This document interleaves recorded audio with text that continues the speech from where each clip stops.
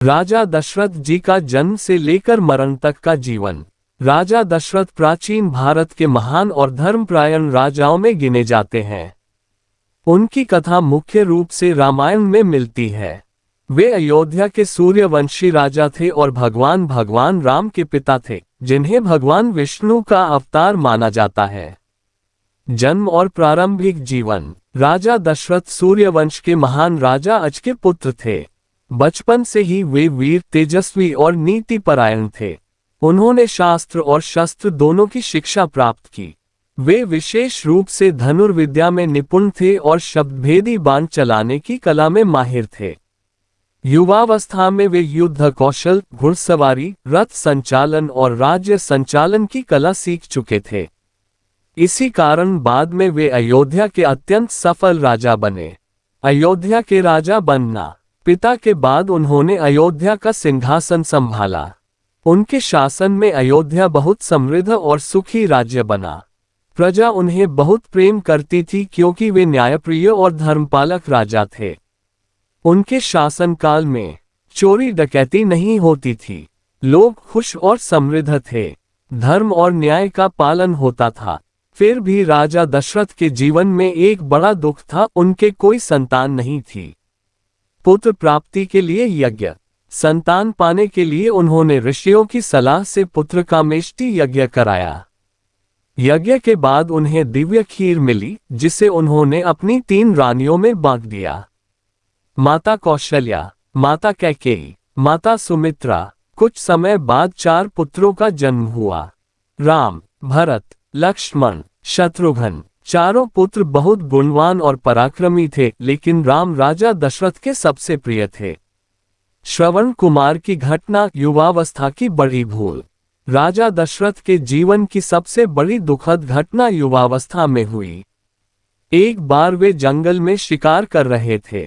उन्होंने पानी भरने की आवाज सुनकर उसे जानवर समझ लिया और शब्दभेदी बाण चला दिया। लेकिन वह श्रवण कुमार थे, जो अपने अंधे माता पिता के लिए पानी भर रहे थे। जब श्रवण कुमार के माता पिता को पता चला तो उन्होंने शाप दिया कि उंगली से दाहिनी ओर इशारा जैसे वे पुत्र वियोग से मरेंगे। उंगली से दाहिनी ओर इशारा वैसे ही दशरथ भी पुत्र वियोग से प्राण त्यागेंगे। ये शाप बाद में सच हुआ। राम का विवाह और युवराज बनाना। जब राम बड़े हुए तो उनका विवाह मिथिला की राजकुमारी सीता से हुआ। बाद में राजा दशरथ ने निर्णय लिया कि वे राम को युवराज बनाएंगे। पूरे राज्य में खुशी की लहर थी।